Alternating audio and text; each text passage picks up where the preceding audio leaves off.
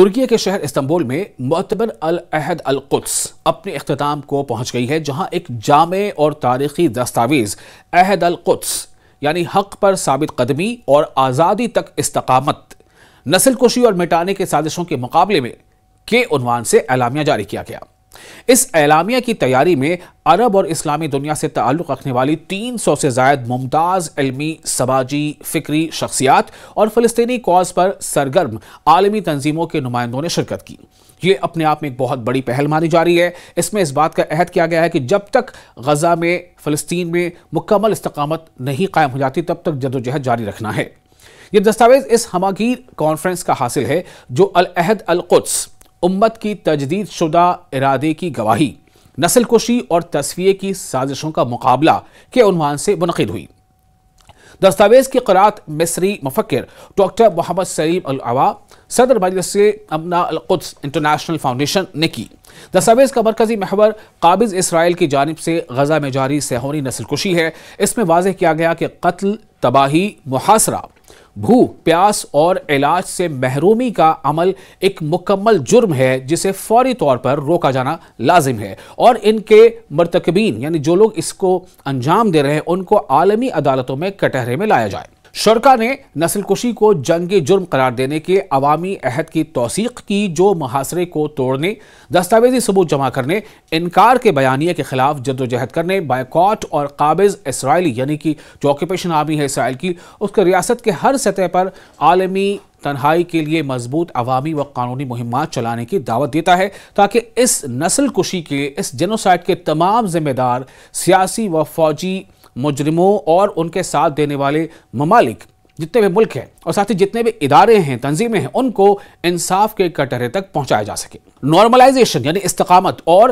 ابراہیم accord یعنی جو Abraham accord ہے، اس معاہدوں کی دو ٹوک نفی کی گئی۔ یہ بھی ایک مقصد ہے اس کا، نفی کرنا، اس کا انکار۔ عہد القدس میں واضح طور پر کہا گیا ہے کہ قابض اسرائیل کے ساتھ ہر طرح کی نارملائزیشن قومی اور اخلاقی اصولوں سے غداری ہے۔ دستاویز نے خبردار کیا ہے کہ ابراہیمی معاہدہ یعنی کہ ابراہم اکارڈ اس قابض ریاست کو خطے میں ضم کرنے کے لیے ایک خطرناک پردہ فراہم کرتے ہیں۔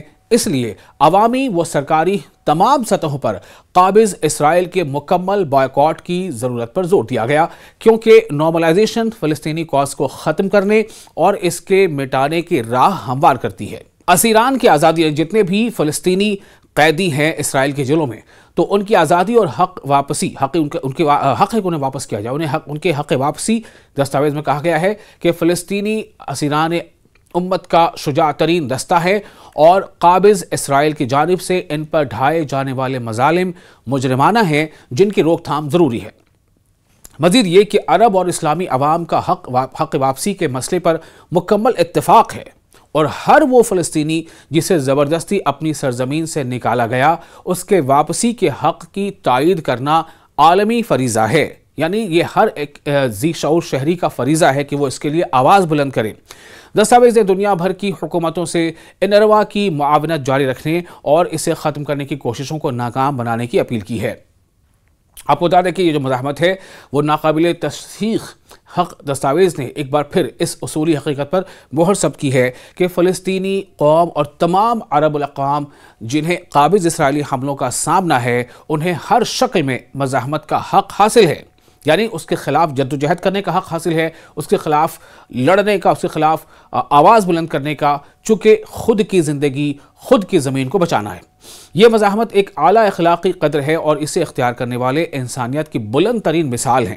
یہ کہا گیا صہیونیت بطور مجرمانہ نظریہ۔ دستاویز میں واضح کیا گیا کہ صہیونیت وہ فاشسٹ نظریہ ہے جس نے قتل عام، نسلی صفایا یعنی کہ اسے کہتے ہیں ایتھنک کلینزنگ، جبری بے دخلی اور بھوک یعنی اسٹارویشن، پیاس اور تشدد جیسے جرائم کو جنم دیا، اور اپنے آغاز سے آج تک ان کا تسلسل برقرار رکھا ہے۔ اس لیے ضروری ہے کہ سن 1975 کے اقوام متحدہ کے تاریخی قرارداد 3379 جس کا نمبر ہے 3379 کو دوبارہ فعال کیا جائے، جس میں صہیونیت کو نسل پرستانہ نظریہ قرار دیا گیا تھا۔ آزادی تک عہد کی تجدید۔ دستاویز کے اختتام پر کہا گیا کہ القدس امت کی دائمی سمت اور قابض اسرائیل کے ساتھ اس کے طویل جدوجہد کا مرکز ہے۔ شہداء، زخمیوں اور اسیران کو خراج تحسین پیش کرتے ہوئے اعلان کیا گیا کہ فلسطین کی آزادی اور اس کی ہر انچ سرزمین سے استعمار کے خاتمے تک عہد القدس باقی رہے گا اور امت کے دل، دماغ اور جدوجہد کی توجہ القدس پر مرکوز رہے گی۔ آپ کو یہ ویڈیو کیسا لگا؟ آپ نیوز 18 کے سوشل میڈیا پلیٹ فارم پہ یہ ویڈیو دیکھ رہے تھے۔